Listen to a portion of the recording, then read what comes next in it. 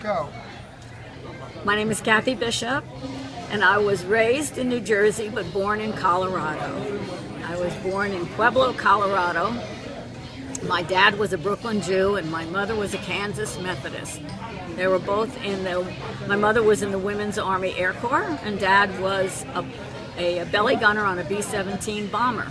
And they met in Florida when my father came back from England, where he was on when they did so many flights, they had to come home. And my mom was a blue-eyed blonde from Kansas. When he went in to buy cigarettes, she was working behind the counter, and he said he hadn't seen very many blue-eyed blondes in Brooklyn. That's the girl I'm going to marry. And they did. And so there were not very many jobs and places to live in New York after the war, so my uncles, my mother's brothers, all worked in a steel mill in Colorado. They invited my father to get a job there. So I was born in Pueblo, Colorado. My father had never gotten his hands dirty in his life. His only job was in a pet store, and he selling fish and birds. So he didn't like it, and we moved back to New York. There weren't any places to live in New York after the war either. So we moved to Jersey. And so I was raised on the New Jersey shore. And we celebrated every holiday because my father was Jewish, so we celebrated all the Jewish holidays. And then my mother was Methodist, so we went to Methodist church, and then we celebrated all the Christian holidays. So I was surrounded by different ethnic groups and different cultures, and it made me who I am today, was to be able to see the religion and all different religions. And it just was a wonderful opening experience for me as a young child growing up. And your father liked to fish? My father loved to fish. So probably one of the reasons we moved to the Jersey Shore, so he could go fishing. And crabbing, he liked to crab. He put out crab baskets and they'd go crabbing and fishing. And I didn't like fishing, but I sure liked eating the fish when he brought it home. Cleaned it and cooked it. So I went to college. I started out with wanting to be in the theater. I was in the community theater in high school. I was in the Arsenic and Old Lace. I was Aunt Martha from the play Arsenic and Old Lace. We had a phenomenal senior class play, and it gave me the acting bug.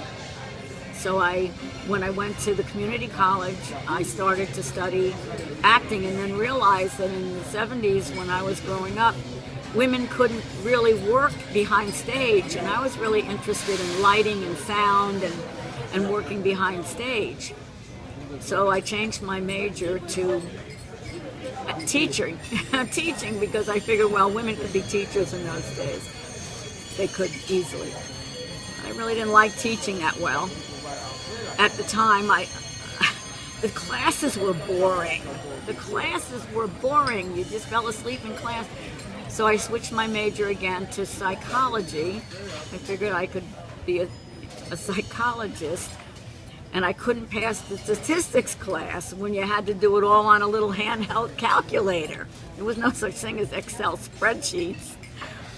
So when I I graduated from community college and I moved to liberal arts college, and I decided not to study psychology because I couldn't pass the statistics class.